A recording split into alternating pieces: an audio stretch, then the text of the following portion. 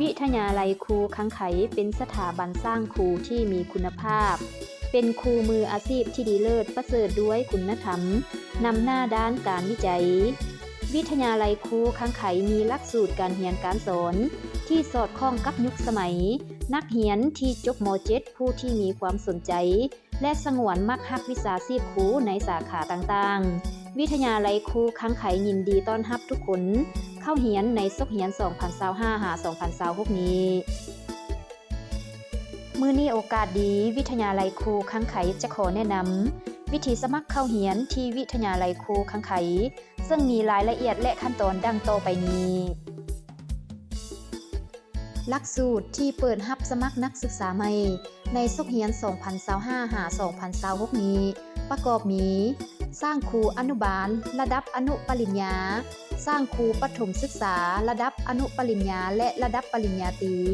สร้างครูมัธยมศึกษาระดับปริญญาตรีในสาขาฟิสิกส์ศาสตร์เคมีศาสตร์ภาษาลาวภาษาอังกฤษและ ICT วิทยาลัยครูขังไขมีสิ่งเอื้ออำนวยความสะดวกในเวลาที่นักศึกษาเข้ามาเรียนในวิทยาลัยครูขังไขนักศึกษาจะได้เฮ็ดการทดลองอยู่ในห้องทดลองเคมีศาสตร์ฟิสิกส์ศาสตร์และชีววิทยาที่มีอุปกรณ์การทดลองที่ทันสมัยหลากหลายกับครูสอนที่มีประสบการณ์สอนสูงมีห้องแลบเสียงสำหรับสอนภาษาอังกฤษมีห้องคอมพิวเตอร์และหอสมุดบริการการเรียนการสอนมีหอพักให้นักศึกษาพักเสาโดยที่บ่ได้เสียค่าและยังมีเงินเบี้ยเลี้ยงให้นักศึกษาทุกคนที่เข้ามาเรียนครู 700,000 กีบต่อคนต่อเดือนจนสำเร็จการศึกษานอกจากนั้นแล้วเมื่อนักศึกษาเข้ามาศึกษาในวิทยาลัยครูขังไขนักศึกษาจะได้ร่วมเคลื่อนไหวกิจกรรมต่างๆร่วมกับครูสอนและนักศึกษาด้วยกันอีกด้วยสำหรับวิธีสมัครและลงทะเบียนเข้าเรียนแม่น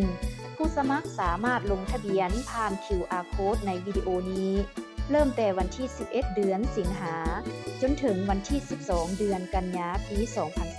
2025 ถ้านักศึกษาผู้ใดบ่เข้าใจหรือมีข้อสงสัยอันใดสามารถสอบถามข้อมูลเพิ่มเติมได้ผู้ที่มีความสงวนมักฮักในอาชีพครูอยากเป็นครูสอนสามารถสมัครเข้าเรียนที่วิทยาลัยครูขังไขได้เลยขอขอบใจ